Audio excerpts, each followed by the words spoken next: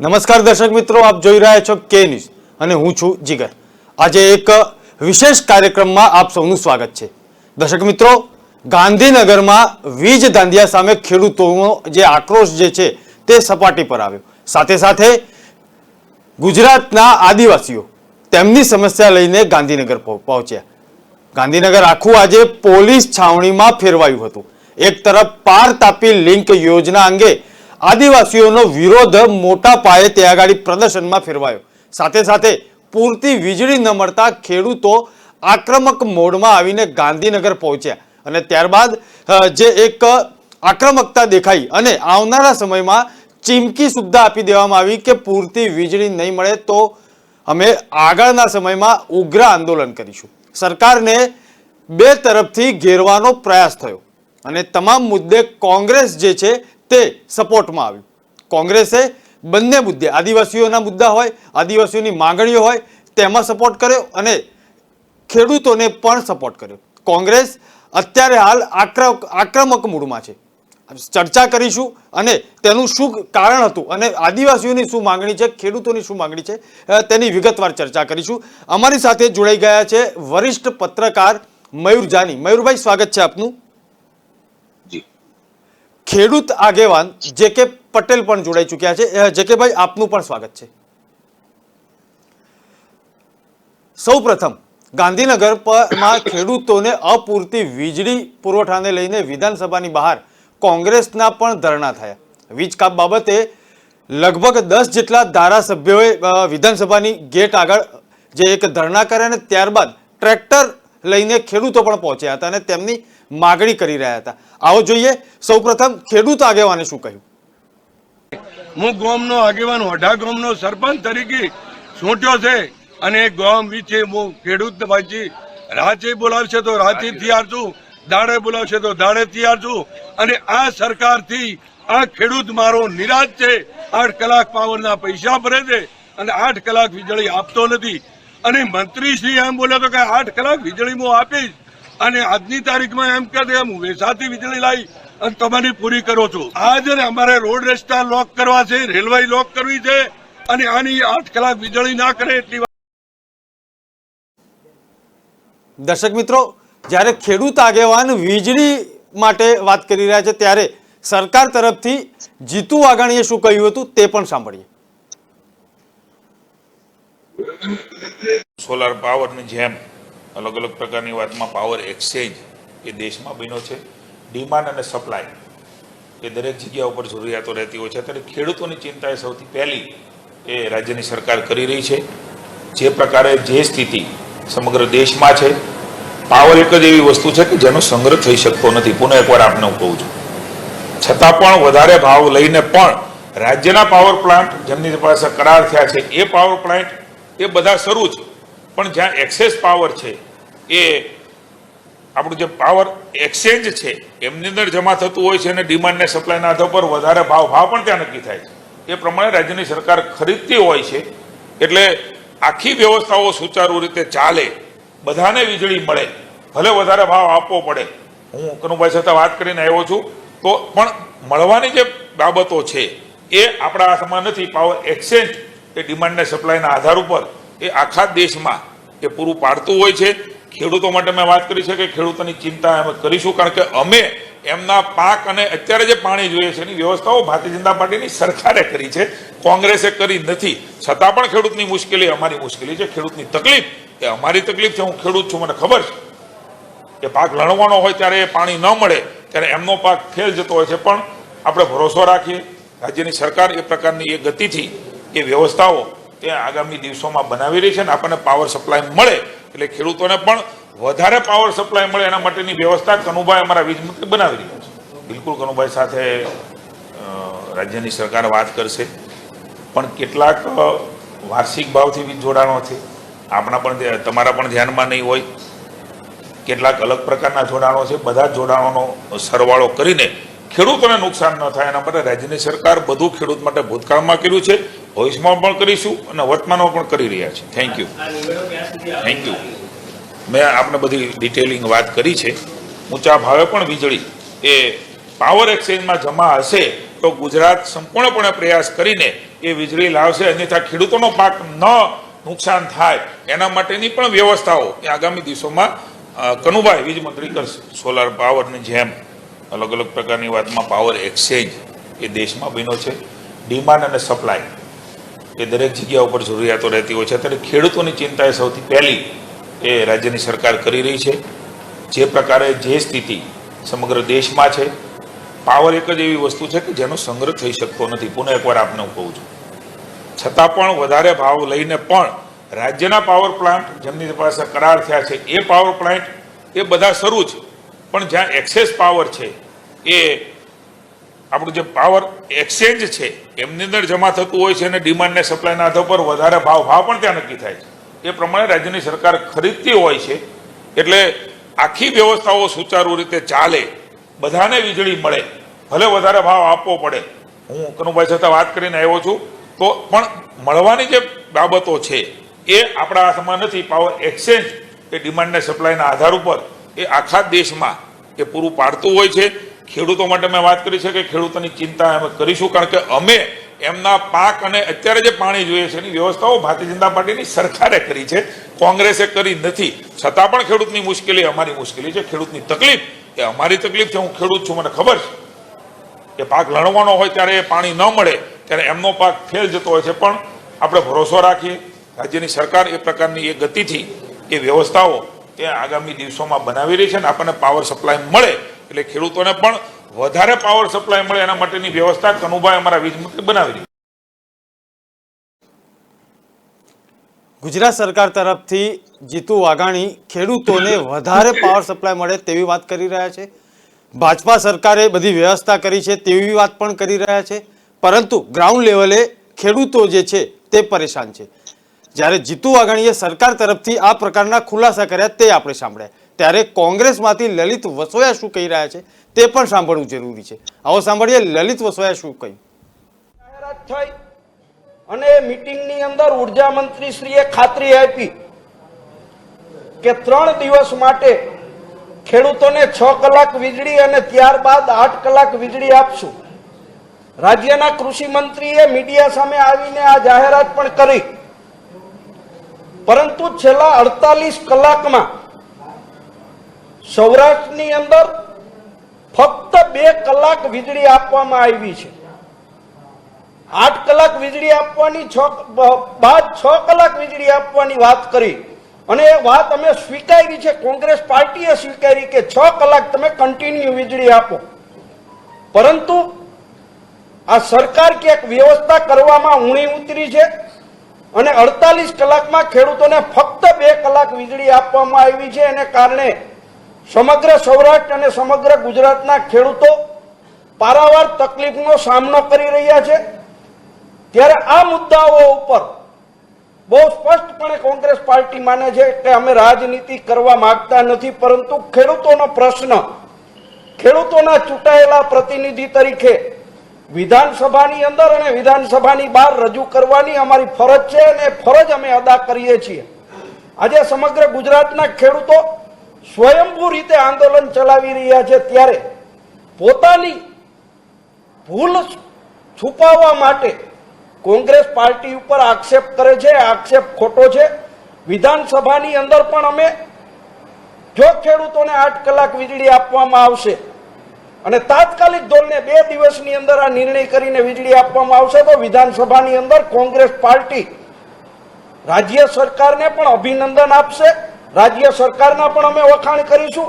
પણ મીડિયા સામે આવીને ફક્ત પોતાની ભૂલ છુપાવવા માટે આવી વાત કરે એ વાહિયાત વાત છે.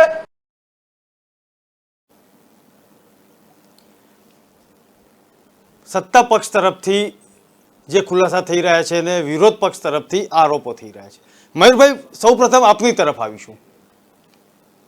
મયુરભાઈ, અવાજ આવે છે? જી જી બિલકુલ આવે છે આપનો અવાજ. મયુરભાઈ, પ્રશ્ન એ થાય છે કે ભાજપ તરફથી, સત્તા પક્ષ તરફથી જીતુ વાઘાણી કહી રહ્યા છે કે જે કંઈ કર્યું છે ખેડૂતો માટે તે ભાજપની સરકારે જ કર્યું છે, એ પહેલા કશું થયું જ નહોતું. ના એટલે ભાઈ જીતુભાઈ વાઘાણી એવું તો નતા કહેતા કે પહેલા કશું નથી થયું, પણ એ કહેવાનો પ્રયાસ કરતા હતા કે અમે પહેલા પણ કર્યું છે અત્યારે પણ કરીએ છીએ ને હવે પણ કરવાના છીએ. આવું એમને એટલા માટે બોલવું પડે જીગરભાઈ, કારણ કે આજે 27 વર્ષથી સત્તામાં છે, એટલે હવે આમાં કોંગ્રેસનો માર્ક કાઢી શકે એમ છે નહીં. કારણ કે 1995 થી સળંગ સત્તામાં બેઠા છે અને વચ્ચે આપણે કહેતા હોય છે કે શંકરજીને 1 વર્ષનો સમય કાઢી નાખીએ તો ભાજપ જ સત્તામાં છે. એટલે હવે એમને કેવું પડે કે ભાઈ અમે પહેલા પણ કરેલું ને અમે અત્યારે પણ કરીએ છીએ, કારણ કે 27 વર્ષ પહેલા પણ કોંગ્રેસ નહોતી ત્યારે જનતા પાર્ટીની સરકાર હતી. કોંગ્રેસ તો 90 થી છે નહીં, તો વાંક કોનો કાઢી શકાય? એટલે પોતાના એક એફર્ટ વિશે એમને જણાવવું પડે, એ જણાવી રહ્યા છે. પણ મને સવાલ કાયમ માટે એ થાય, હું તો ઘણા બધા ખેડૂત મિત્રો સાથે પણ વાત કરતો રહેતો હોઉં છું, ખેડૂત આગેવાનો સાથે પણ વાત કરતો હોઉં છું. જે કે પટેલ સાહેબ પણ અહીં અત્યારે બેઠા છે, એની સાથે મારે પહેલી વાર વાત થઈ રહી છે. પણ મારે સમજવું છે કે 8 કલાક વીજળી અનકટ આપવાની જાહેરાત નરેન્દ્રભાઈ જયારે આપણા મુખ્યમંત્રી હતા ત્યારે એમણે કરેલી, અને અનેક પછી કૃષિ મેળાઓ પણ થયા ઘણા બધા, પણ એ પછી પણ એ મળતી તો ત્યારે પણ નહોતી. તો ખેડૂતો આ વાતને, હું પાર્ટી લાઈનમાં નથી જતો કે તમે કોંગ્રેસ તરફી છો, તમે આમ આદમી પાર્ટીના છો, કે તમે ભાજપના છો, કે તમે શું છો. ખેડૂત તો ખેડૂત છે. તો ખેડૂતોએ એકઠા થઈને આના મુદ્દે એક ખરેખર એક સામૂહિક માગણી કે દેખાવ કે જોરદાર પ્રદર્શન આટલા વર્ષોમાં કેમ નથી કરતા? થાય છે, છૂટાછવાયા થાય છે, પોકેટ વાઇઝ થાય છે. કોંગ્રેસ ક્યારેક છમકલા કરે છે, નોંધપાત્ર ક્યારેક દેખાવ પણ કરી લે છે, પણ કોન્સ્ટન્ટ કન્ટિન્યુઅસ માંગ જે હોવી જોઈએ, આની જે માંગ થવી જોઈએ, જેને સરકારનું નાક દબાય અને એને ફરજિયાત આપવી પડે. કારણ કે બહાર તો એવી રીતે જ આપણે રજૂઆત કરેલી છે કે અમે તો એક એવું સ્ટેટ છીએ જે ખેડૂતોને 8 કલાક અને 3 ફેઝ વીજળી અમે આપીએ છીએ, એવી વાત છે. તો આને ડિસાઇસિવ એજિટેશન કેમ નથી થયેલું ખેડૂતો તરફથી, એ મારે સમજવું છે. જો આપણા ખેડૂત મિત્ર જે છે આગેવાની આપણને જો કહી શકે તો. જી મયુરભાઈ, જે કે ભાઈ કહે તે પહેલા આપણી સાથે કોંગ્રેસના નેતા અને આદિવાસી સમાજના નેતા રણજીત રાઠવા પણ જોડાઈ ચૂક્યા છે. સ્વાગત છે રણજીતભાઈ આપનું.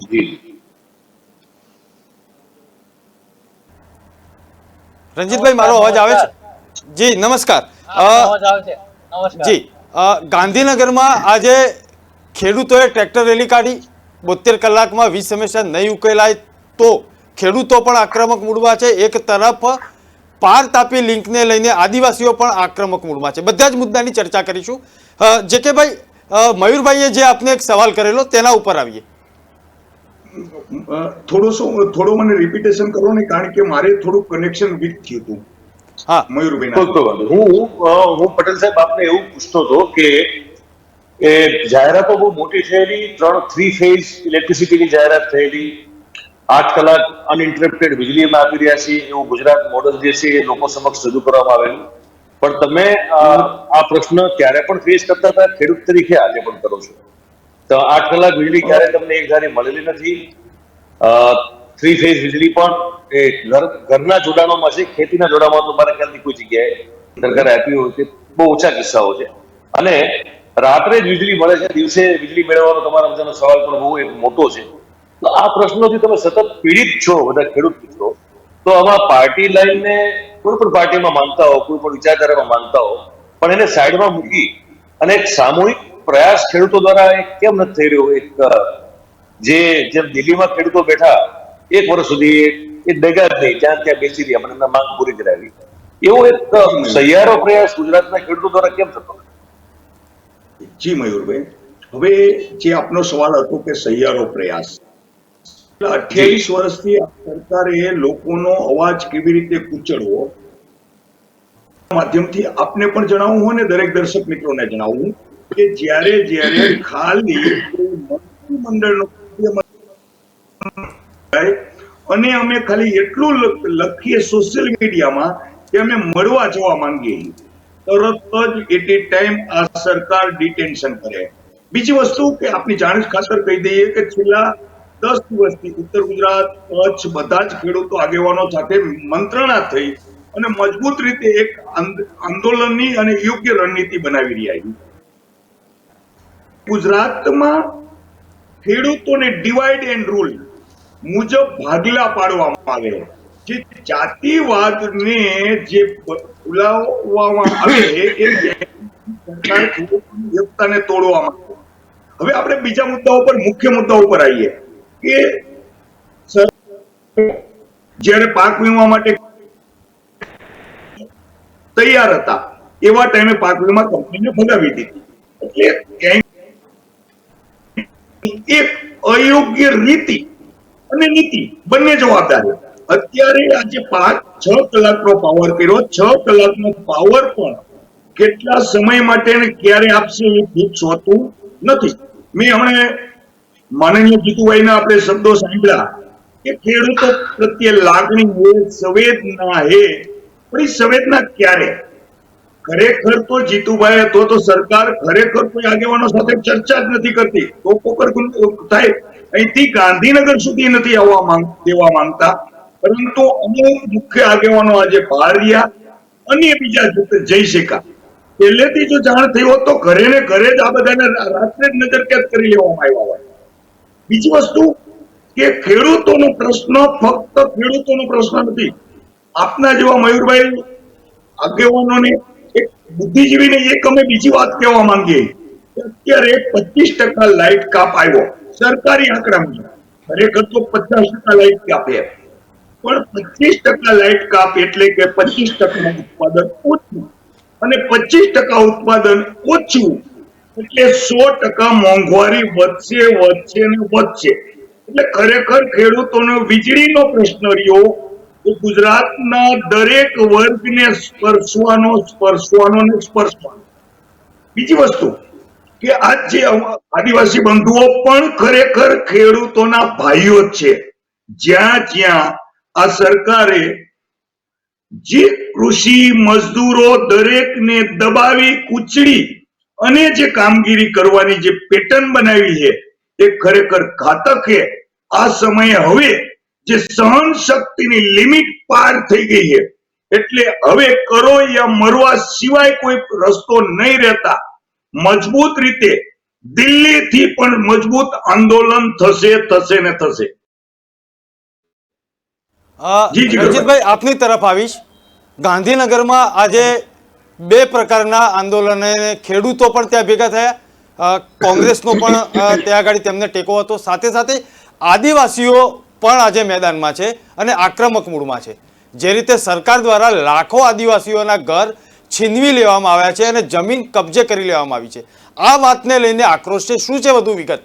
કઈ રીતે આદિવાસીઓમાં અસંતોષ છે? આદિવાસીઓમાં તાપી લિંક સરકારે બનાવી છે ને બજેટ જમીન જાય છે, એની સામે સરકાર કોઈ યોજના આપીને એમ વિસ્તારનો ભયંકર રોષ છે. આદિવાસી પાર લિંક નો કરીને કંપની આવી અને એસિડ નો વરસાદ થાય એવી એક પ્રવૃત્તિ કરવા જઈ રહી છે. એની સામે સખત વિરોધ છે. ડાંગમાં પણ જે નાના મોટા ડેમો છે એમનો પ્રશ્ન છે. દક્ષિણ ગુજરાતના આદિવાસીઓને માથે આપ તૂટી પડ્યું હોય એવી રીતે તેઓએ 4 જેટલી રેલીઓ એ વિસ્તારમાં કરીને આજે ગાંધીનગરમાં પ્રશ્નોની રજૂઆત કરવા માટે, પોતાની વેદના રજૂ કરવા માટે અને પોતે આદિવાસી હોય અને જંગલ બચાવવા માટે, જમીન બચાવવા માટે અને જલ બચાવવા માટે આજે આદિવાસીઓ ગાંધીનગરમાં ખૂબ આક્રમક રીતે અને ખૂબ મોટી સંખ્યામાં ભેગા થયા છે. જી રણજીતભાઈ, રતનપુર રીંછ અભયારણ્યના નામે પણ આખું ગામ ખાલી કરાવી દેવાયું તેવી પણ વિગતો આવી રહી છે. તેની શું આખી એક વિગત હતી? આખું ગામ ખાલી કરાવી દેવાયું, તેમને કોઈ વળતર મળ્યું કે કેમ તે પણ પ્રશ્નો છે.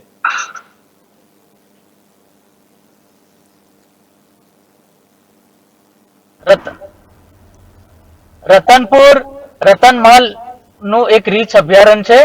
એ અભયારણ્યમાં આ સરકાર એ જે ગામો આવેલા છે અને ખસેડવાની વાત ચાલી રહી છે, પણ એમાં સખત વિરોધ થયો છે, એટલે અત્યારે એ પ્રગતિમાં નથી. જી હેલો મયુરભાઈ જી મયુરભાઈ આપની તરફ જી. આવવા માંગીશ. ગાંધીનગરમાં જી. આજે ખેડૂતો પણ છે, હેલો. આદિવાસીઓ પણ છે. બંને આક્રમક મૂડમાં હતા અને હેલો. ચૂંટણીનું વર્ષ છે. હેલો જી બિલકુલ. આપનો અવાજ આવે છે. રણજીતભાઈ કશું કહેવા માંગે છે. માનું કે એમને આપણો અવાજ પહોંચતો નથી કદાચ. એમને જી. રણજીતભાઈને કશું કેવું છે. હેલો એમને પૂછી જી લઈએ. રંજીતભાઈ, હેલો જી રંજીતભાઈ આપનો અવાજ આવે છે. હેલો ટેકનિકલ કારણોથી હેલો. રંજીતભાઈનો અવાજ પહોંચી નથી શકતો. એમને આપણો અવાજ નથી પહોંચતો એટલે એમનું જે રિસીવિંગ ઓડિયો લેવલ જે છે એ ડાઉન નથી કદાચ. તો વાત થતી હોય તો એમને મેસેજ પહોંચાડવો જોઈએ. પણ વાત તમારી વાત સાચી છે.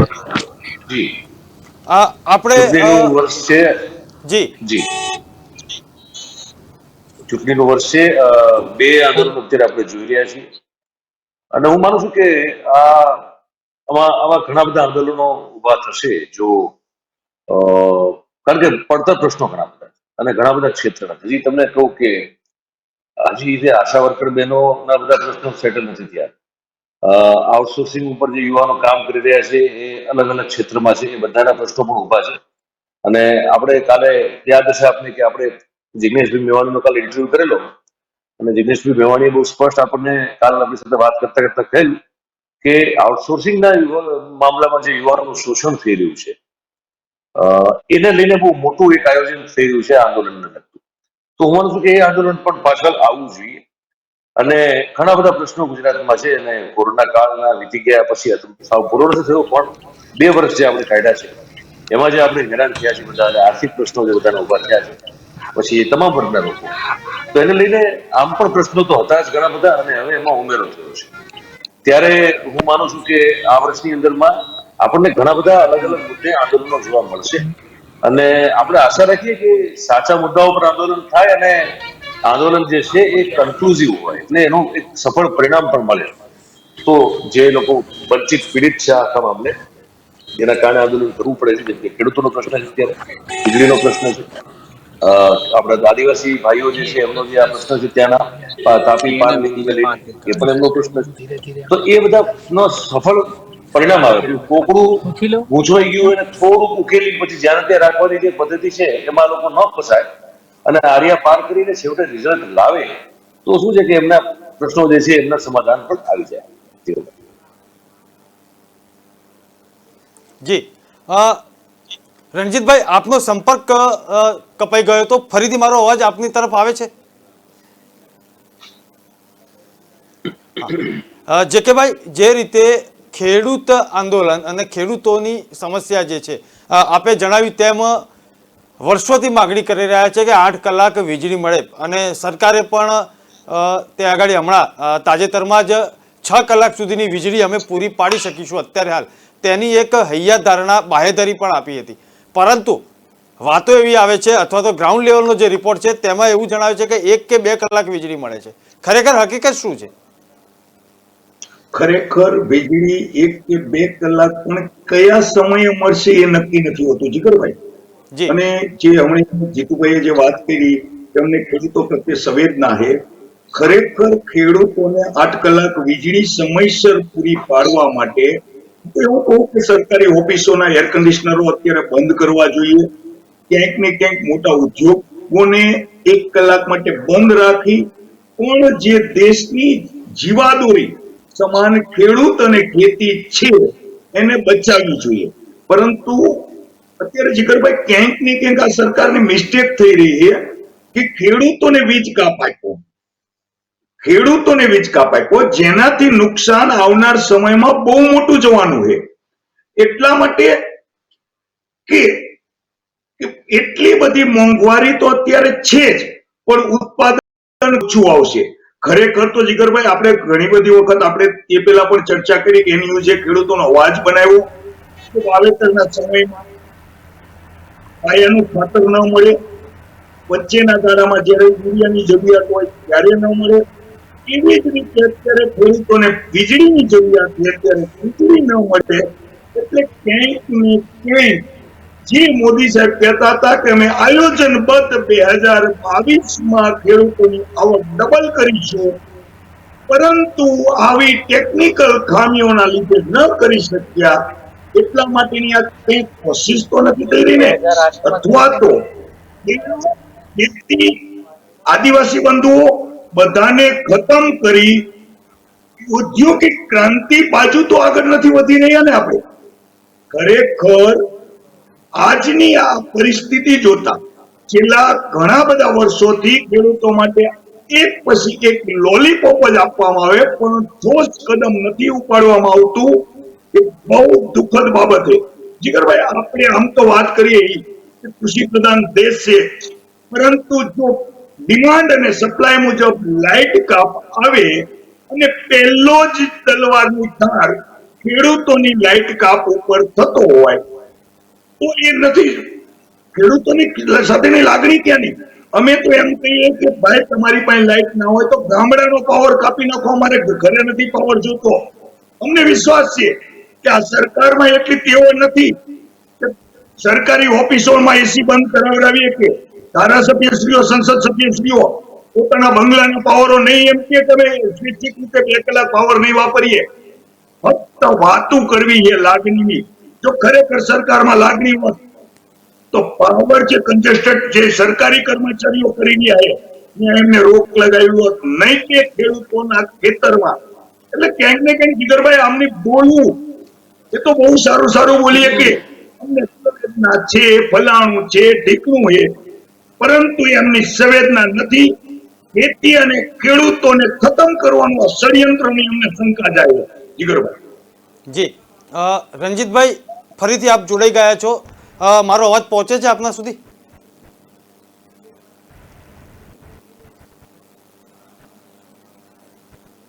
મયુરભાઈ, આપની તરફ ફરીથી આવીશું. જે રીતે જેકે ભાઈએ વાત કરી કે આવનારા સમયમાં જો ખરેખર સરકારને એક કરવું જ હોય કામ તો એસી બંધ કરી દેવા જોઈએ, અથવા તો સાંસદ સભ્ય હોય કે ધારાસભ્યોએ પોતાની 1 કલાકની વીજળી આપી દેવી જોઈએ. તે બધી પણ ખરેખર જે ઔદ્યોગિક ગૃહો છે તેમને લોડ શેડિંગનો થોડોક તે તરફ ડાયવર્ટ કરીને ખેડૂતોને વીજળી આપી શકાય તેવું એક આયોજન કરવું જોઈએ કે નહીં સરકારે? મયુરભાઈ. જીગરભાઈ, આમાં છે ને એક બહુ એવો મુદ્દો છે જેને સરકાર ક્યારે એડ્રેસ કરવા માંગતી નથી. કોઈ પૂછવું જોઈએ વિધાનસભામાં કે કેટલો પાવર લોસ થઈ રહ્યો છે. પાવરનું મેનેજમેન્ટ કરવું છે ને એક કળા છે. તમે જેમ જીતુભાઈ વાઘાણીને આપણે બોલતા સાંભળ્યા કે ભાઈ આનો સંગ્રહ ક્યાં થઈ શકે, નથી થઈ શકતો, બરોબર છે. અને તમે સાચવીને તમે બેંકમાં એફડી કરી શકતા નથી વીજળીની, બહુ સ્વાભાવિક વાત છે, સૌ કોઈ જાણે છે. પણ નવું શું કીધું? પણ મૂળ મુદ્દો એ છે કે પાવર ડિસ્ટ્રીબ્યુશન વખતે તમે જયારે પાવર પહોંચાડો છો ત્યારે વચ્ચે વચ્ચે પાવર લોસ થાય એ એવી રીતે થઈ શકે જો તમારી લાઇનનું જોડાણ બરોબર ન હોય, તમારી ડિસ્ટ્રીબ્યુશન સિસ્ટમ બરોબર ન હોય પાવર પહોંચાડવાની, અને એમાં જો વીજ ચોરી પણ થતી હોય જે તમે પાવર લોસમાં પાછા ખપાવતા હો, તો આ બધી વસ્તુઓના કારણે પાવર હોવા છતાં પણ એક સમય સુધી ગુજરાત સરકારે ઢંઢેરો પીટેલો છે કે અમે તો સરપ્લસ છીએ, ઇલેક્ટ્રિસિટી પ્રોડક્શનમાં સરપ્લસ છે. આ બહુ મોટા પાયે ઢંઢેરો પીટવામાં આવેલો હતો. અને એક સમય હું માનું છું કે અમુક સમય પૂરતી સ્થિતિ હતી પણ એવું નથી નહોતી, પણ એ થોડા સમય પૂરતી હતી હું માનું છું, પછી એવું રહ્યું નથી. પણ એટલે આ બધી વસ્તુનું પણ ધ્યાન રાખવું જરૂર છે. જે કે પટેલ સાહેબ તો પોતે ખેડૂત છે એટલે એને આ બધી બાબતની જાણકારી અને સામાન્ય માહિતી હશે જ, હોવી જ જોઈએ. રાઠવા સાહેબ છે એ ભલે આદિવાસી મુદ્દે આપણી સાથે જોડાયેલા છે પણ એ પણ એમને પણ આ બધી જાણકારી હોય છે કે વીજળીનું જેને કહેવાય ને મેનેજમેન્ટ કેવી રીતે કરવું એ પણ મોટો મુદ્દો. અને એમાં જો અણાવડત હોય અથવા તો નિયત ખરાબ હોય, ખોટી હોય, તો પણ એનો ભોગ જે છે એ ખેડૂતોને બનવું પડતું હોય છે, એ પણ વાસ્તવિકતા છે. એટલે ઠીક છે કે પટેલ સાહેબ એવું કહે છે કે બરોબર તમે સરકારી એસી વાપરો છો અથવા તો તમે, એટલે એક પ્રતિકાત્મક વાત છે, થઈ શકે કે ઉદ્યોગોમાંથી કાપીને આપો, એ પણ એક માંગ થાય છે કે ઉદ્યોગોને હંમેશા તમે અનકટ આપો છો અને ખેડૂતોને કેમ આપો છો, એ પણ એક સવાલ થાય છે. મારું તો એવું કહેવાનું છે કે આમ અગેન વાત છે ને વિલ પાવરની છે, મારું બહુ સ્પષ્ટ માનવું છે સરકારમાં ખરેખર જો વિલ પાવર હોય, રાજકીય ઈચ્છા શક્તિ હોય તો એ ખેડૂતોને આ રીતે હેરાન થવા દઈ શકે નહીં. એમની પાસે આનું સમાધાન છે, પણ એમાં થોડા કડક પગલા લેવા પડે એવું છે, અને એ લેતા હું માનું છું કે સરકાર અચકાય છે. એનો ભોગ જે છે એ ખેડૂતો બની જાય છે. જી રણજીતભાઈ, આપની તરફ આવવા માંગીશ. મારો અવાજ પહોંચે છે આપ સુધી? હા, પહોંચે છે સાહેબ. જી રણજીતભાઈ, ફરીથી આપણે આદિવાસીઓના મુદ્દા પર આવીએ કે જંગલની જમીન માટેનો કાયદો હોય કે મનરેગા, તમામ કાયદા આદિવાસી સમાજને સક્ષમ કરીને મુખ્ય ધારામાં જોડવા માટે તૈયાર કરવામાં આવ્યા હતા. પણ એક પ્રશ્ન થાય છે કે ખરેખર આ આદિવાસી જે ગ્રાઉન્ડ લેવલના જે જમીની સ્તરે આ બંને જમીનનો જે કાયદો છે તે અને મનરેગા, ખરેખર તેમનો લાભ તે આદિવાસીઓને મળ્યો છે ખરો? જે જમીનની વાત છે, જંગલની જમીન આપવાનો સરકારે, કેન્દ્રની મનમોહનસિંહ સરકારે કાયદો કર્યો હતો 2005 અને 6 માં. આજે 21-22 નું વર્ષ થયું છે, છતાં પણ 11 થી 12% ખેડૂતોને જંગલની જમીન મળી છે. બાકીના લોકોને જંગલની જમીનો મળી નથી. તેમની અરજીઓ પેન્ડિંગ છે, છતાં પણ આખા ગુજરાતના આદિવાસીઓને જંગલની જમીનો મળી નથી. આ એક કમનસીબ ઘટના છે. હવે જેમ જેમ સમય વીતતો જાય તેમ તેમ નવા ખેડાનો આવતા જાય, અને એ ખેડાનો આવવાને કારણે આ યોજનાનો અમલ કરવામાં ઘણી બધી મુશ્કેલીઓ ઊભી થઈ રહી છે. એટલે જંગલની જમીનો આપવાની વાત સરકારે કરેલી, પણ ગુજરાતની સરકાર એમાં સાવ નિષ્ફળ ગઈ છે. જી રણજીતભાઈ, બીજી પણ એક વાત છે કે વિરોધ પક્ષના નેતા સુખરામ રાઠવાએ પણ કહ્યું છે કે ભાજપ જળ, જમીન અને જંગલ પર મીટ માડીને બેઠેલો છે. જંગલની જમીનમાં ખનિજ તત્વો પર ભાજપની નજર છે તેવો આક્ષેપ લગાવ્યો છે. શું કહેવું છે? મુખ્યત્વે જે કઈ ખનિજો આવેલા છે રાજ્યમાં, એ મોટે ભાગે જંગલ વિસ્તારમાં ખૂબ ખનિજો ઉપલબ્ધ છે અને સમૃદ્ધ ખનિજો આ વિસ્તારમાં પડેલા છે. એ વિસ્તારમાં સરકારની નજર હોય એ સ્વાભાવિક વાત છે, પણ સરકારે જ્યારે પણ આ યોજનાઓનો અમલ કરવો હોય તો સરકારના જે કાયદા છે, પેશા એક્ટ છે કે રૂઢિગ્રસ્ત ગ્રામ સભાઓ છે કે આદિવાસી વિસ્તારના જે ગામડાઓ છે તેના આગેવાનો છે કે એ વિસ્તારના જે લોકો છે એને વિશ્વાસમાં લઈને જો સરકાર આવી યોજનાઓ લાવે તો એ જંગલની જમીનો, જે નજીકના વિસ્તારમાં જે ખેડૂતોની જમીનો છે, આદિવાસી ખેડૂતોની, એ જમીનોમાં કામગીરી થઈ શકે. સરકાર કોઈ પણ પ્રકારનું આયોજન કરે છે ત્યારે આવા કોઈ પણ સ્થાનિક લોકોને, કોઈ પણ આદિવાસીઓને કે કોઈ પણ આદિવાસી જે સંસ્થાઓ છે એને વિશ્વાસમાં લીધા વગર કામ કરે છે. એટલે આ યોજનાઓ વાયેબલ થતી નથી. અને સરકારની એક નજર એવી છે કે કોઈ પણ રીતે હવે શહેરોમાં તો જમીનો મળવાની નથી, અને શહેરોમાં જમીનોના ભાવ ઘણા ઊંચા છે, અને જે વિસ્તારોમાં જમીનો ઉપલબ્ધ છે ત્યાં આદિવાસીઓ રહે છે, અને એમને આંકી કાઢવાની આખી યોજના આ સરકાર બનાવી રહી છે. આપ જુઓ, તાપી પાર લિંક યોજનામાં 4 કે 5 થી વધારે ડેમોનું જોડાણ કરી અને એ જમીનોનું નદીઓમાંથી લિંક કરી અને એનું જોડાણ કરવાની વાત છે. આખરે આ જમીનો જવાની બધા આદિવાસીઓનો. આપ આજે જુઓ, રાજ્યમાં જેટલા બી ડેમો બન્યા છે એ ડેમો બધા આદિવાસી વિસ્તારમાં જ બન્યા છે, અને આદિવાસીઓની જ જમીન એમાં ગઈ છે. એમાં કોઈ વિસ્તારમાં તો બનતા નથી. પહાડી વિસ્તારમાં જ બને, જંગલ વિસ્તારમાં જ બને, ડુંગરાળ વિસ્તારમાં જ બને. તો ત્યાં જે વસ્તુ જાય, આ તો સદભાગ્ય કે નર્મદા યોજનાના વસને વર્લ્ડ બેંકની યોજના મુજબ અને સ્વર્ગસ્થ ચીમનભાઈ પટેલ એમનો એક જોમ હતો, નેમ હતી કે આ નર્મદા યોજના બનાવી છે, નર્મદા ડેમ બાંધવો છે. એ વખતે આદિવાસીઓને સારામાં સારા પેકેજ આપીને વિસ્થાપિત કરી અને એમને વસાવ્યા છે. તે કોંગ્રેસની સરકાર હતી, એ આ બધું કરી છે.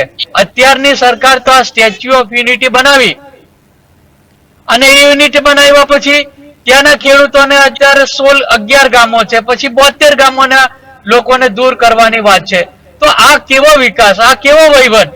તમે એ લોકોને સાથે રાખીને આદિવાસીઓને ભાગીદારી જો આપવાની વાત કરો, એમની સાથે વાટાઘાટો કરો, તો કોઈ આ પ્રશ્ન ઉકેલી શકે. આ તો સરકાર આદિવાસીઓની જમીન હડપી લેવાની અને મોટા ઉદ્યોગપતિઓને આપીને વિકાસ કરવાની વાત કરે, એમાં આદિવાસી કદી સંમત થાય નહીં. જી રણજીતભાઈ, એક પ્રશ્ન બીજો પણ થાય છે અહીં ઉપસ્થિત, જે દર્શકોને આપણે જણાવી શકીશું કે પાર તાપી નર્મદા લિંક પ્રોજેક્ટ જે છે તે ડાંગ જિલ્લામાં અંબિકા, ખાપરી અને પૂર્ણા નદી પર 3 ડેમ બનાવવાની વાત જે હતી તે 2010થી ચાલે છે, અને એ બાદ 2017માં પણ ચૂંટણી સમયે ચર્ચા શરૂ થઈ હતી અને મુદ્દો શાંત થઈ ગયો હતો. પરંતુ 2022ની વિધાનસભાની ચૂંટણી પૂર્વે કેન્દ્રીય નાણામંત્રીએ નિર્મલા સીતારમણે નદીઓને જોડાણ માટે 5 પ્રોજેક્ટ તૈયાર કર્યા છે તેવી વાત છે, અને સાથે સાથે સહમતિથી તેના પર કામ કરવાની પણ વાત કરેલી છે. તો આખો ગૂંચવાળો જે છે તે ક્યાં ઉભો થયેલો છે? આખો ગૂંચવાડો વાત કરવી એ વસ્તુ અલગ છે અને અમલમાં લાવવી એ વસ્તુ અલગ છે.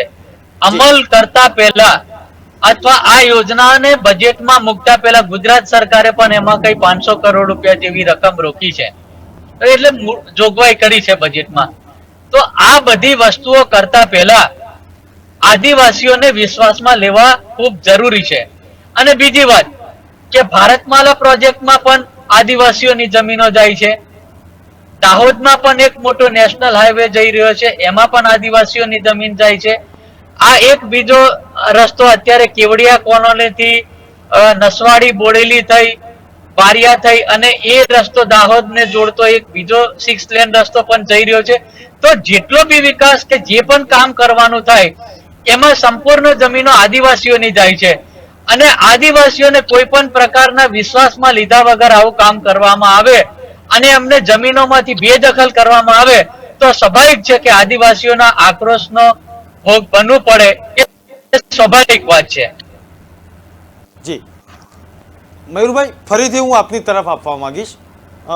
વરિષ્ઠ પત્રકાર તરીકે આપે પણ ગ્રાઉન્ડ લેવલે વર્ષો સુધી પત્રકારત્વ અને તેનું રિપોર્ટિંગ કરેલું છે. ખેડૂતોના પ્રશ્નો અને આદિવાસીના પ્રશ્નોને પણ નજીકથી જોયેલા છે અને વર્ષોથી જોયેલા છે. સરકારો બદલાઈ પણ આપે ગ્રાઉન્ડ લેવલે જોયેલું છે. નહીં, વાત સાચી છે. અને હું મારી અનુભવની જો વાત કરું તો એટલું છે કે મારું જર્નલિઝમ શરૂ થયું ત્યારે ભારતીય જનતા પાર્ટીની સરકાર ગુજરાતમાં બેસી ગઈ હતી સત્તા ઉપર. એટલે મેં એક યુથ તરીકે જનતા પાર્ટીની સરકાર જોઈ છે સારી રીતે. અમરસિંહ ચૌધરી 86 થી જે 89 સુધી ચાલી, એ વખતે કોંગ્રેસની છેલ્લી સરકાર હતી અને એમાં 3 ભયાનક દુષ્કાળ એક પછી એક પડેલા હતા. એ વખતે હું ઓબ્વિયસલી કિશોરાવસ્થાનો હતો, પણ વાંચવાનો શોખ મને પહેલેથી હતો, એટલે પરિસ્થિતિથી હું પરિચિત છું. પણ પત્રકાર તરીકેની જો હું વાત કરું તમને પ્રિસાઇસલી, તો મેં જ્યારથી જર્નલિઝમ શરૂ કર્યું ત્યારથી તો કોન્સ્ટન્ટલી ભાજપની સરકાર છે. અને ભાજપની સરકારમાં હું એવું માનું છું, કદાચ જે કે પટેલ સાહેબ મારી સાથે સહમત થાય કે કેશુભાઈ જ્યાં સુધી હતા સીએમ તરીકે, તો ત્યારે પ્રમાણમાં ખેડૂતો વિશે કાળજી અને ખેડૂતોનું ધ્યાન રાખવાનું એ એક એપ્રોચ સરકારનો રહેતો. જે કે ભાઈ મારી વાત સાચી છે, તમે સહમત છો આ સાથે કે કેશુભાઈમાં દેખાતું? પહેલાના સમયમાં કોઈ પણ યોજનાઓ બનતી ખેડૂતોને સાથે રાખવામાં આવતા હતા ને એમને પૂછવામાં આવતું હતું કે તમને ઓછામાં ઓછી તકલીફ કેવી રીતે પડે. પણ અત્યારની સરકારે તો સ્પેશિયલ જીઆર બનાવેલો છે કે આયોજનની મીટિંગમાં ભારતીય કિસાન સંઘના આગેવાન સિવાય કોઈને બેસાડવા નહીં. જી જી જી જી મયુરભાઈ, એટલે હું જીગરભાઈ કહું ને, હા હું આપણે કહું ને તો એ ધીરે ધીરે પછી શરૂ થઈ. પણ છતાં હું માનું છું કે કદાચ 2007 સુધી હજી પણ એવું હતું, કારણ કે એ વખતે તમે એ વખતના આંકડાઓ અમે એ લોકોએ કવર કરેલા છે, એ વખતના ગ્રાઉન્ડ રિપોર્ટ અમે લોકોએ કવર કરેલા છે. તો ગુજરાતની ખેતીમાં જેને કહેવાય ને પેદાવારમાં એક ગ્રોથ હતો. પણ હું છું 2 પછી સમાવ એ પરિસ્થિતિ બદલવાની શરૂ થઈ. અને એ જ વાત હું કહીશ આદિવાસી મિત્રો માટે પણ કહીશ, કારણ કે બહુ એક પછી એમને જંગી રેલી જમીનના પેલા હકપત્રકો માટે પણ કાઢવી પડેલી. વનબંધુ યોજના આપણે જાણીએ છીએ કે નરેન્દ્રભાઈ જાહેર કરેલી ને બહુ મોટી અને બહુ પણ આદિવાસી એ વાસ્તવિકતા છે. અને હું આમાં નિયત કરતા વધારે હું કહીશ કે જે લીધેલા નિર્ણયને પછી હકીકતમાં જયારે અમલી જામો પહેરાવવાનો આવે ત્યાં સુધીની જે પ્રોસેસ છે ને, એ પ્રોસેસ સચિવાલયની મંત્રીની કેબિનમાંથી નીકળી ગયા પછી નીચે પહોંચતા જે હુકમ છે, નિર્ણય છે, એ મને સાહેબ કેટલી વિશેષ શો થાય છે એક સવાલ છે. એટલે એમાં ક્યાંક પ્રોબ્લેમ ઉભા થતા હોય છે એવું મારું માનવું છે. એવું નથી કે કોઈ સરકાર ખેડૂતની દુશ્મન શું કામ હોય છે? તમે લોજિકલી વિચારો. હું બહુ ઓનેસ્ટલી પૂછું તમને, કોઈ પણ ને, કોઈ સરકારને ખાલી ખેડૂતોને દુઃખી કરવામાં શું રસ હોય? કોઈને રસ ન હોય. પણ જે નિર્ણયો લેવાતા હોય છે એનું અમલીકરણ પ્રોપર નથી થતું હોતું, એ મારું માનવું છે કે એના કારણે પછી એક છાપ ઉભી થતી જતી હોય છે. મારી સાથે જે.કે. પટેલ કે ભાઈ રણજીતભાઈ કેટલા સમજ છે મને ખ્યાલ નથી, પણ મારું ઓબ્ઝર્વેશન આ છે. જી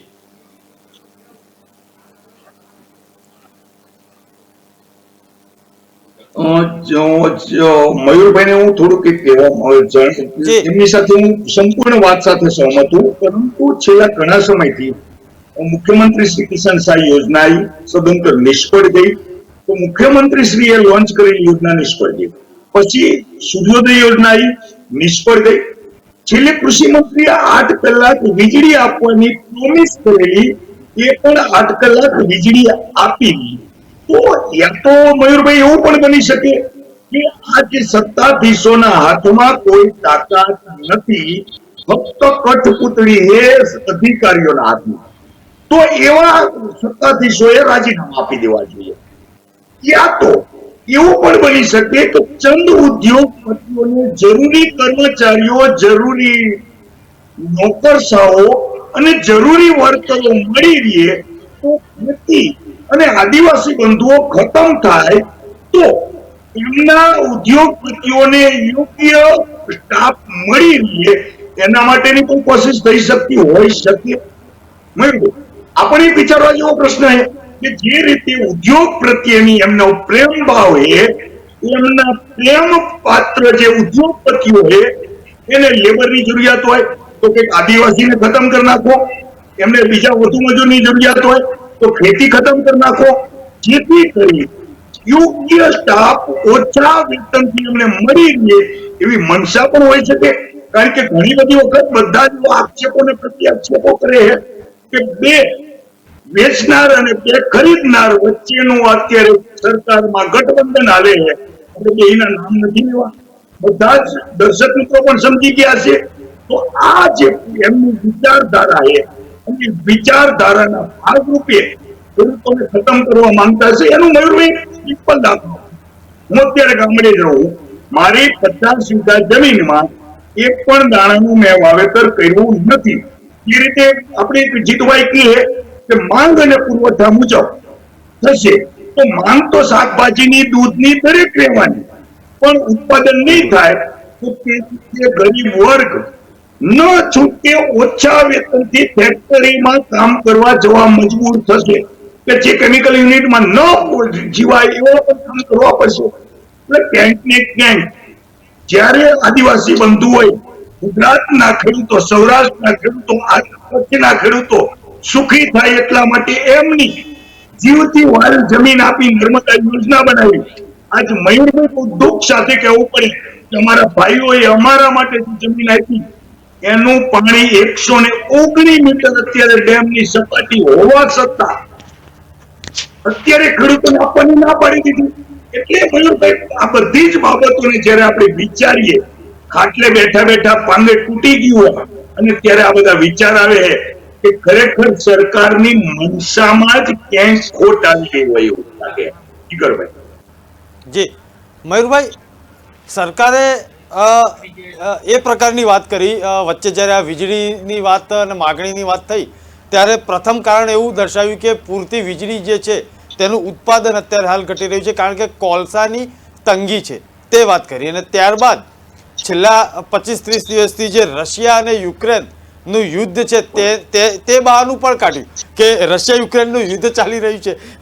તો શું આપણે વીજળી ત્યાંથી સપ્લાય કરીએ છીએ? વીજળી તો કદાચ આપણે અહીંયા જ થઈ રહી છે, ઉત્પાદન તો અહીંયા જ છે, રશિયાથી કે યુક્રેનથી તો વીજળી આવતી નથી, છતાં પણ આ બહાનું કાઢ્યું હતું. એટલે હું કહું છું ને, ઘણી વખત ઘણી બધી વાત નથી ખબર પડતી કે આ જે જવાબ આપવાના હોય છે, જવાબો આટલા બધા હાસ્યાસ્પદ કેમ આપવામાં આવતા હોય છે, અને એટલે શું આ જનતા અને પ્રજાને ખુરશીમાં બેઠા લોકો શું સમજતા હોય છે, એ મોટો સવાલ ઉભો થાય જયારે આ પ્રકારના આપણે જવાબ જોઈતા હોય, સાંભળતા હોય ત્યારે. પણ ભાઈ આપણા જે કે પટેલ સાહેબ છે એની વાત સાથે પણ હું ઘણી જગ્યાએ સહમત છું. રણજીતભાઈ જે એમને પાર તાપી લિંક લઈને જે એમને આદિવાસીના પ્રશ્નો ની વાત કરી કે ભાઈ તમે યોજના તો કરો છો, પેલા જમીન લેવલે, જમીન સ્તરે, ગ્રાઉન્ડ લેવલે શું કરી શકે એ પણ તમે જુઓ, ચેક કરો.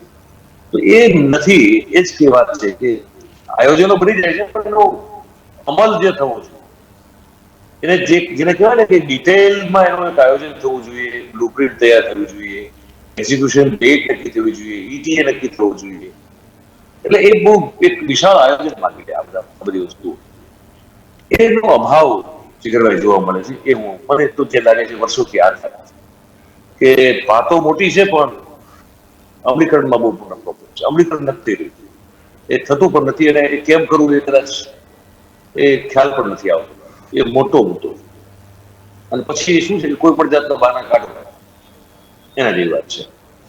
જી રણજીતભાઈ, આપની તરફ આવીશ. મારો અવાજ પહોંચે છે આપને રણજીતભાઈ? હાજી હાજી, આપની તરફ આવીશ કે આદિવાસીઓ ખેતી પણ કરી રહ્યા છે કારણ કે તેમનો મુખ્ય વ્યવસાય જે વનની અંદર રહેતા હોય છે, તેમના ગામડા જે છે તે જંગલ એરિયાની અંદર છે, ડુંગરાળ એરિયામાં છે, પરંતુ વીજળીની જરૂર તો તેમને પણ છે. ખરેખર આ એરિયાની અંદર વીજળી 24 કલાક અથવા તો કઈ રીતની વીજળી ત્યાંના પરિવારોને પહોંચે છે ખરી? ખેડૂતોને, ખાસ કરીને આદિવાસી ખેડૂતોની વાત કરીએ. હાલમાં જે વીજળી સરકાર આપે છે એમાં 5 કલાકથી 6 કલાક કરી નાખી છે. 8 કલાક હતી. હમણાં સરકારે એક દિવસે વીજળી આપવાનો કોન્સેપ્ટ ચાલુ કરેલો, એનું બાળમરણ થઈ ગયું. અમારે ત્યાં આ વીજળી 1-2 ફીડર પર એ લોકો આપતા હતા તો સાંજે 4 વાગ્યા સુધી ચાલતી હતી. પણ હવે એ વીજળી સવારે 11:30 વાગે કાપી નાખે છે. અમે પૂછ્યું કે ભાઈ આવું કેમ થયું, તો કે હવે વીજળી ઉપર કાપ આવી ગયો છે એટલે આ વીજળી અમને મળે નહીં. હમણાં જે.કે. પટેલ સાહેબે જે એક વાત કરી એમની વાત સાથે હું સંમત છું, ને મયુરભાઈએ પણ એક વાત કરી એમના અનુભવથી. એ બંને મહાનુભાવો આ ગુજરાતના જે ખેડૂતો અને આદિવાસીઓની ચિંતા કરી છે એમને હું આવકારું છું. હવે આદિવાસી વિસ્તારમાં અત્યારે તો ઉનાળો ચાલુ થઈ ગયો, પણ મુખ્યત્વે ખેતીમાં ની સાથે સાથે આનુષંગિક ધંધો પશુપાલન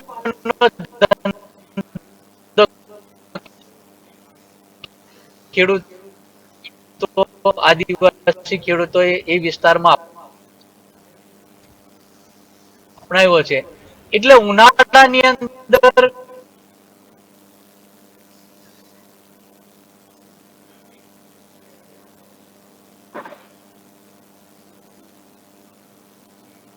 જી જેકેભાઈ, આપની તરફ આવવા માંગીશ. જે ચર્ચા ચાલી રહી છે તેને લઈને સૂર્યોદય યોજનાનો આપે હમણાં ઉલ્લેખ કર્યો આપની વાતમાં. ખરેખર ગ્રાઉન્ડ લેવલે સૂર્યોદય યોજનાનો સૂર્યોદય થયો છે કે કેમ?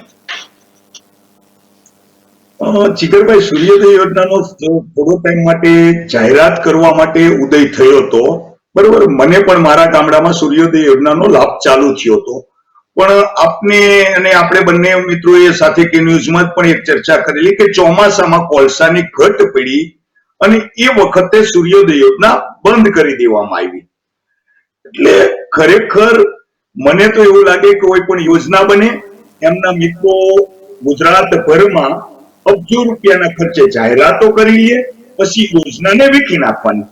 આવું ને આવું જે જે ચર્ચા ચાલતી હતી કે જે હમણાં રાઠવાભાઈ કહેતા હતા, એમને પણ એક વાતની બીજી પણ સહમતિ એમની સાથે આપું ને જીગર કે આપણા દર્શક મિત્રો એમને ડિસ્ટર્બન્સના લીધે એ નથી કરી કે હું એમના વતી કીધું કે જે આદિવાસી બંધુઓએ નર્મદા નિગમમાં જમીન આપી છે, પણ જીગરભાઈ તમે વિચાર તો કરો આ સરકારની સંવેદના કે જે આદિવાસી બંધુઓએ જમીન આપી છે એમને પણ ખેતી માટે નર્મદાનું પાણી નથી આપવામાં આવતું, જેને પોતાનું આત્મસન્માન જ્યાં મોટા થયા. એટલે ખરેખર આ બધી વસ્તુને જોઈએ ને જીગરભાઈ, ત્યારે એમ થાય છે કે આ ક્યાં સુધી કથની અને કરણીમાં ખરેખર જીગરભાઈ બહુ આમનામાં મોટી ખોટ છે અને વાતો કરવામાં ક્યાંય પાછા પડતા નથી. અત્યારે જે રીતની પરિસ્થિતિ થઈ છે ઘણા બધા સમયથી કે કોઈ એક આંદોલન થાય એને દબાવી દેવું, ગુજરાત મોડેલ બતાવું. તમે એક વિચાર કરો કે આત્મનિર્ભર ભારતની વાત થાય તો વર્ષો પહેલા જીગરભાઈ મેં તમે જાનીભાઈ બધાએ મિત્રો એક વાત સાંભળી છે, ઘણા બધા આપણા ભાજપના નેતાઓ જ્યારે કેન્દ્રમાં ભાજપને પ્રસ્થાપિત કરવા માંગતા હતા, ગુજરાત મોડેલની વાત થતી હતી, ત્યારના એમના વિડીયો જોઈ લ્યો કે ગુજરાત એ વીજળી પેદા કરવામાં નંબર 1 અને આટલા રાજ્યોને સપ્લાય કરીએ. એ ગઈ ક્યાં? ખરેખર અમને યાદ શક્તિ જે રીતે કિશોરભાઈ ભજીયાવાળાને ભૂલી ગયા, જે રીતે નોટબંધીમાં કીધું હતું કે 50 દિવસ પછી રિઝલ્ટ ના આવે તો ખરેખર અત્યારે ભારતીય જનતા પાર્ટીએ માનનીય મોદી સાહેબે એમના જૂના વિડીયો જોઈ લેવા જરૂરી છે કે આ વીજળી ગઈ ક્યાં, ચોરી કરી ગયા. રાફેલની ફાઇલો તો ચોરાણી હોઈ શકે, પણ આ વીજળી કેવી રીતે ચોરાઈ ગઈ? એટલે ખરેખર જીગરભાઈ હવે નથી બોલવું, અમને એમ થાય કે અમારે ખેતી જ કરવી છે, પરંતુ ક્યાંક ને ક્યાંક આ સરકાર મોઢામાં લાકડા નાખીને બોલાવડાવે. જીગરભાઈ તમે વિચાર કરો કે આ 1-2 દિવસની બનેલી સરકાર હોય અને કોઈ એમની આયોજન ન આવડે, પરંતુ 28 વર્ષથી એક જ પક્ષની સરકાર હોય અને હજુ પણ આયોજન ન આવડતું હોય. જીગરભાઈ આપણે પહેલા દિવસથી એક દીકરાને જન્મ થાય અને 28 વર્ષનો દીકરો થાય અને રવે નહીં અને ગામ આખાની રાયડું લઈને આવે, એવા છોકરાને આપણે શું કહીએ? રખડું નકામો. પરંતુ આપણે સરકારને સંવેદનશીલ કહેશું, ગતિશીલ કહેશું અને બધું જ કહેશું, પણ શબ્દોની માયાથી. જીગરભાઈ અમારા ગામડામાં એક કહેવત છે કે બોટલમાં દૂધ ના હોય અને દીકરાને પતાવી દો અને કયો કે લે બાબુ દૂધ પી, તો કેવી રીતે દૂધ મળે? એટલે ખરેખર લાગણીની વાત બહુ સારી છે, પરંતુ હવે અમારો વિશ્વાસ તૂટી ગયો છે કે આ સરકાર ખરેખર સંવેદનશીલ છે, પણ ઉદ્યોગપતિઓ માટે, ખેડૂતો માટે નથી. જીગરભાઈ જી, ત્રણેય મહાનુભાવો આજની વિશેષ ચર્ચામાં જોડાયા. મયુરભાઈ આપનું પણ આભાર છે, જેકેભાઈ આપનો પણ આભાર છે અને રણજીતભાઈ આપનો પણ ખૂબ ખૂબ આભાર. ત્રણેય મહાનુભાવોનો આભાર અમારી સાથે જોડાવા બદલ. દર્શક મિત્રો, સમસ્યાઓ અનેક છે. ખેડૂતોને વીજળી સમયસર નથી મળતી, એક તરફ આદિવાસી સમાજ તેમની સમસ્યાઓ લઈને ગાંધીનગર પહોંચ્યો છે. અલગ અલગ જિલ્લાઓમાં અનેક સમસ્યાઓ સાથે સાથે મોંઘવારીની પણ સમસ્યા સળગતી છે. દરેક આમ નાગરિકનું ખિસ્સું પણ કે ન્યૂઝના માધ્યમથી અને સત્તા પક્ષ સુધી તમારી વાત પહોંચાડવાનો પ્રયત્ન કરીશું. અત્યારે આજના મુદ્દામાં બસ આટલું જ. ફરીથી આવતીકાલે મળીશું. ત્યાં સુધી મને રજા આપશો. નમસ્કાર.